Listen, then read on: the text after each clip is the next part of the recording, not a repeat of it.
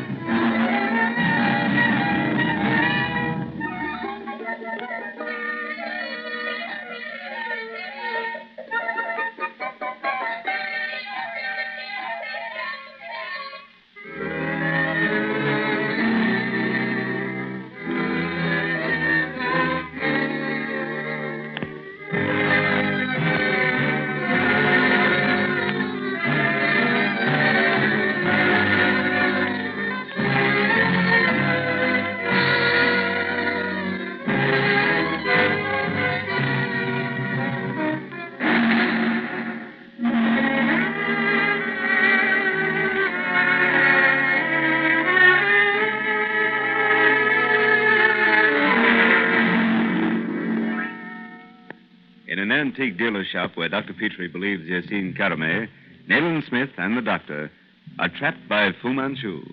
Handcuffed to iron rings in the wall of Dr. Fu's laboratory, for which the antique shop is a blind, they are released by Caramé during Fu Manchu's absence. As Manchu and his dacoits return and enter the laboratory, Smith and Dr. Petrie swing across the street at the end of a rope to a window in the building opposite. Leaving the building by a rear door, they find themselves in a high-walled court. Preceded by the wailing cry of the dacoit, yellow forms rush toward them from the house. The wall, Petrie. Run for your life. We can't make it, Nayland. It's too high. We must make it. Hurry. Well, they'll have us before we... Here, quick. On my shoulders. Pull off your coat. Hold on to one end and let it down to me. Hurry, man. All right, here you are. Catch hold. Hold fast. All right. Quick, they're right behind you. Down, Petrie. On the other side, quick. All right. There's a door across the court.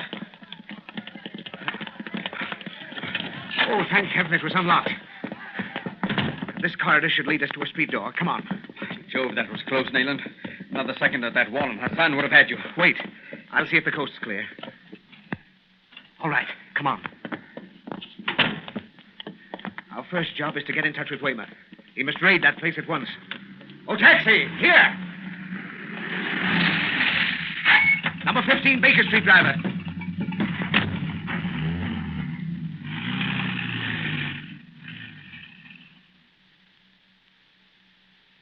Well, Smith, we raided the place in less than an hour after your call and found our birds flown. You found nothing at all? Oh, the stock of Nishiko Incorporated was intact, but upstairs, nothing. Instruments, drugs, books, and the things you described, everything gone, and not a human being in the place. Even the rope swing you escaped by was gone. And no clue of Fu Manchu? Not the ghost of one. The man's as elusive as one of his dacoits. He and his entire group seem to have vanished into thin air. And this business you're engaged in now, this Gables case, how does it enter your province? Well, the house is called the Gables. But I knew from the first it was a wild goose chase. Oh, how so? Because I was there 6 months ago and knew what to expect. It's supposed to be haunted, ghosts and all that. Oh, I didn't know that cleaning up haunted houses came within the jurisdiction of the yard. In the ordinary way, it doesn't. But a sudden death is always a bit suspicious. Sudden death? You mean the ghost has killed someone? Well, I'll explain. This dead end with not the shadow of a clue to the whereabouts of Fu Manchu was beginning to get on my nerves. And mine. Well, after the raid on the Museum Street place, I volunteered to run up to Hampstead and look into this Gables matter. And you found what? A queer business, more in the Psychical Research Society's line than mine. Still, if there were no such person as Fu Manchu, it might interest you, and you, Dr. Petrie. because it illustrates the fact that, given the right subject, death can be brought about without any elaborate mechanism, such as our Oriental friend uses. Very interesting. Go on. Well, 2 people have died at the Gables within the last 6 months. 2 men, both in good health, have died without anyone laying a finger on them. They weren't poisoned or bitten by snakes or strangled, nothing like that. Well, sounds as though Fu Manchu could learn something from the Gables. Well, every other case seems stale alongside the Fu Manchu business. But when the Gables came on the books of the yard the second time, I began to wonder. Wonder? What about? I thought there might be some tangible clue, some link connecting the 2 victims. Robbery, revenge, some motive. I hoped to find evidence of a human agency at work, but I was disappointed. It's really a legitimate case of a haunted house, then. Yes. We run across them occasionally where there seems to be something harmful to human life, but something you cannot arrest. Oh, I suppose so. There are historic instances, such as Glamis Castle and Spedlin's Tower in Scotland, the Grey Lady of Raynham Hall, and so on. But I've never come in personal contact with such a case. Oh, nor I. If I did, I'd feel humiliated to have to confess that there was any agency which could produce the physical result of death, but which was immune from physical retaliation. But tell me about the Gables. Well, I'll have to admit it's an uncanny house. It was built for a wealthy Quaker family in 1870. They lived there for many years. Then it was sold to a man named Madison. He died there 6 months ago. Madison. Who was he? Where was he from? He was a retired tea planter from Colombo. Ceylon, eh? Yes, a link with the East, Doctor, if that's what you mean. And it was that which interested me at the time, but there was no connection between Madison and Fu Manchu. Of that, I'm certain. How did Madison die? He died in his chair one evening in the library. His household consisted of a cook, a housemaid, and a man. He was a bachelor. And the cook and the maid resigned because they said the house was haunted. In what way? Well, they told me absurd tales about dark figures wandering through the corridors and bending over them in bed at night. Their chief trouble was the continuous ringing of bells. The man Stevens confirmed it. How did they describe the ringing? Oh, sort of jangling, sometimes near the ceiling and again under the floor, like the shaking of small silver bells. Well, this Gables thing seems to resemble the cases of astral bells, such as we sometimes hear of in India. Yes, it was Stevens who found his master. Madison was sitting bolt upright in his chair with a look of horror on his face. A doctor found no trace of violence and pronounced death induced by fright. Anything else? Only this. Stevens himself swore to the fact that he had seen one of these apparitions before, which took form of a sort of luminous hand clutching a curved knife. Luminous hand? Well, anyway, I examined the Gables pretty closely.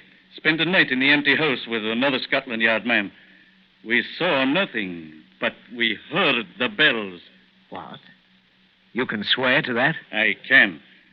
Well, following the death of Madison, the place was empty again until a short time back, a French gentleman leased it. He came a week ago. Last Friday night at midnight, his servant ran into a neighboring house screaming the fiery hand. And the French gentleman? Was found dead in the drive, sitting bolt upright near the steps just outside the hall door. And he had the same look of horror on his face. Cabs. Well, gentlemen, this is interesting. I'm going to rent that house at once.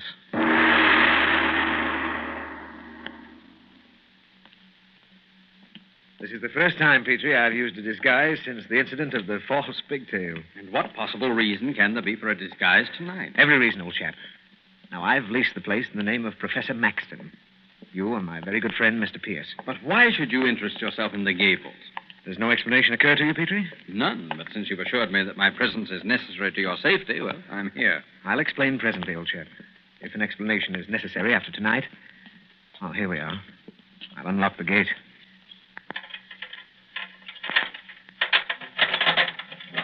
Come along. Well, where is the house? Up the drive behind those trees. Huh. There should be refreshments and a fire in the library if the charwoman has followed instructions. What an eerie place. Hmm. Looks haunted even from the outside. Ideally located for its purpose. No other houses up the road until you reach the heath. Oh, good. There's a light in the hall.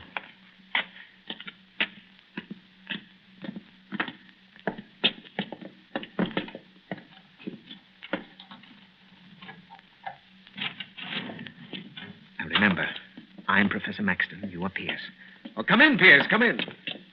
We'll have a whiskey and soda in the library, then we'll look around. Ah, excellent, Professor.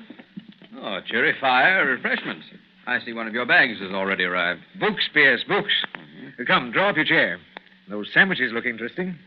Do you know that if... By Jove, listen. The spirits waste no time, Petrie. My word.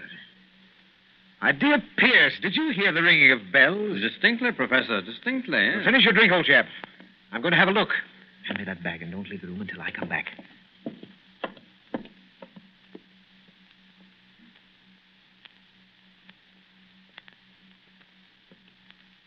Nothing, Pierce. But I believe the house is haunted. However, no ghost ever frightened me. Now, come on, we'll look at our rooms. We'll have the lights on as we go. By Jove, I'm afraid we'll never get any servants to stay here. Let's have a look at these bedrooms. Ah, well and comfortably furnished, Professor. Yes, very comfortable. The house seems ideal, Pierce, for our purpose. Well, it may be, but the place has a cold, repellent feel about it, Neil. Something evil seems to hover over these bedrooms. Steady, old man. We'll soon find out. Great Scott, what was that? Very strange, Pierce. I think we'd better spend the night in a hotel.